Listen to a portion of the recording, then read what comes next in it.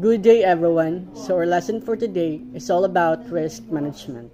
But before anything else, let us first have our lesson objectives. First, discuss the importance of risk identification in the risk management process. Second, outline techniques such as brainstorming, interviews, SWOT analysis, and checklist. Third, highlight industry-specific risk identification tools such as PESTEL and the scenario planning. And lastly, mention the use of technology and data analytics in identifying risks. Now let's proceed to our main menu, risk management. For now, let us discuss risk and management independently. Risk is the possibility that something bad will happen. Now, in the context of business, it could mean the chance of getting bankrupt, unexpected loss due to unfortuitous event such as fire, earthquake, typhoon, and among others.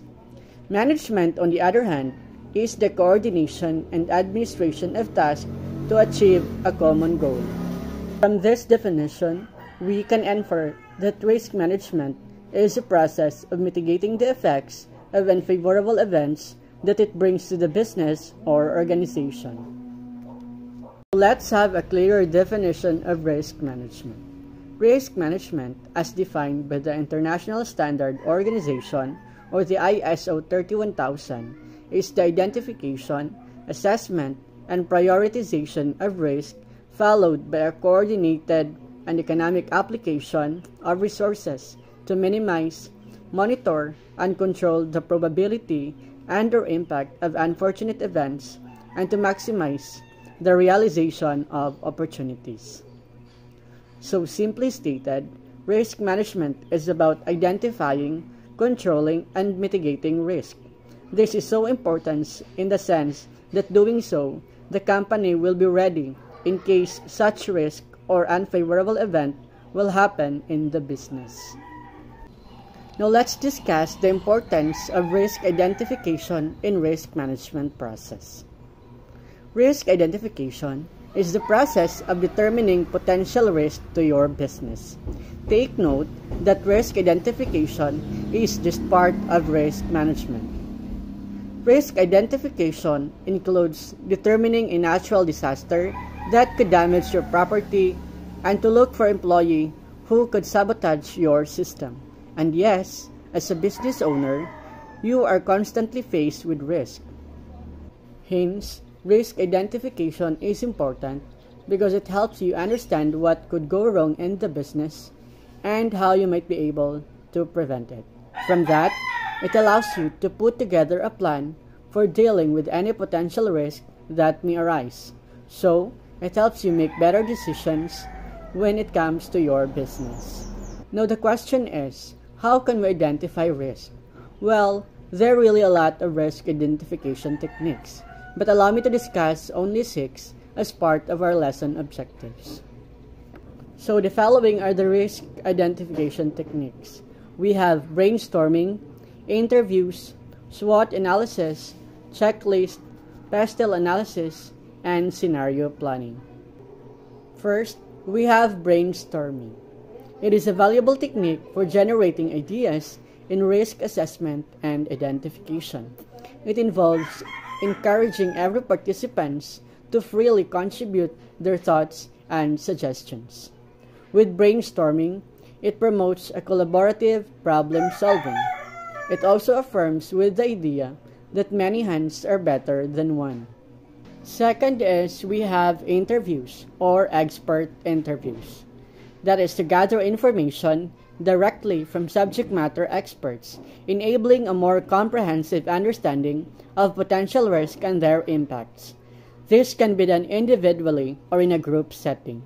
Now allow me to cite example. A business is so concerned of a market or price fluctuation. So to identify risk caused by market fluctuations, business should consider expert interview with a risk or a financial analyst as they have expertise on financial analysis. Third is SWOT analysis. It helps identify potential risk by analyzing the strengths, weaknesses, opportunities, and threats of a project or organization. It provides overview of the internal and external factors that could impact risk identification. So with SWOT analysis, the strengths and weaknesses are the internal factors, while the opportunities and threats are the external factors. So fourth is checklist or a risk checklist. It is the final risk identification step to ensure that the common risks are not overlooked. With risk checklist, you will know and understand previously identified risk or risk realized in the past. So simply, it's learning the lesson from the past. Now, fifth is the PESTEL analysis. It is a framework for assessing the macro-environmental factors that can impact an organization. It analyzes the political, economic, social, technological, environmental, and legal factors that may cause unfavorable events in the business. With PESTEL analysis, organizations can gain insights into the external factors that can influence their business and make informed strategic decisions.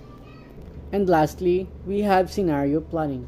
It is a strategy that organizations use to consider possible future events so they can develop effective and relevant long-term plans.